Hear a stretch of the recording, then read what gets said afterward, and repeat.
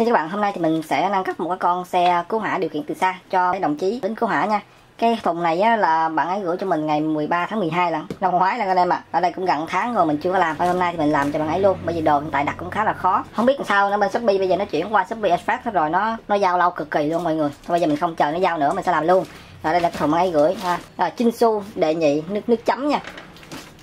Dữ dằn. Rồi đây là thùng bạn ấy nha, nguyên đai nguyên kiện, chưa có bóc ra gì hết nha. Để xem bên trong là có cái gì.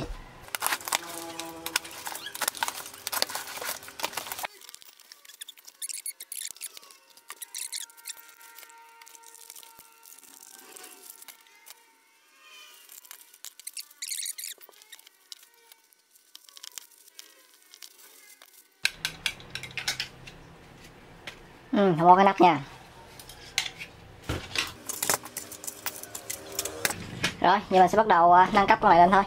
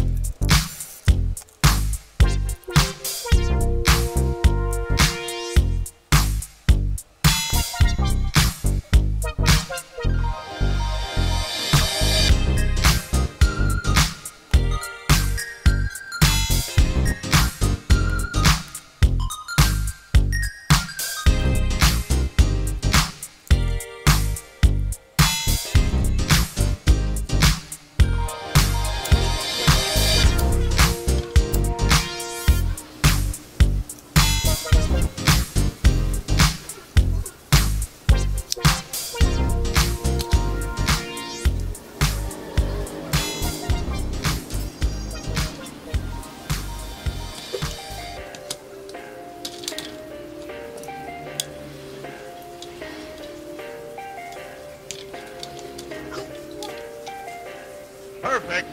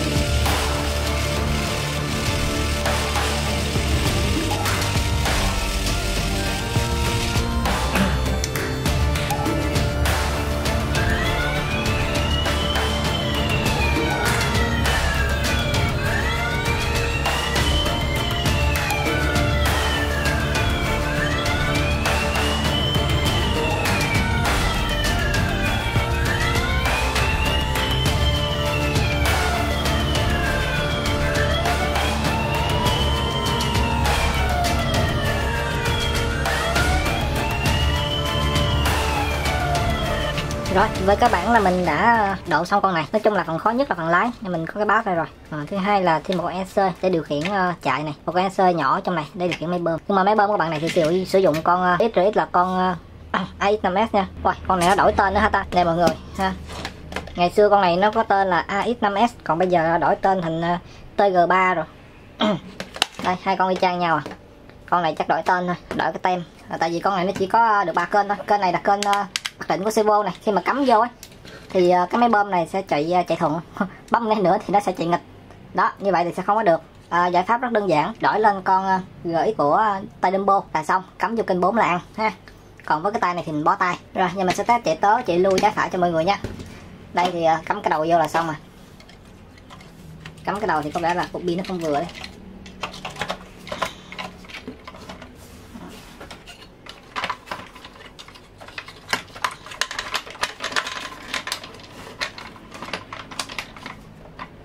Đó.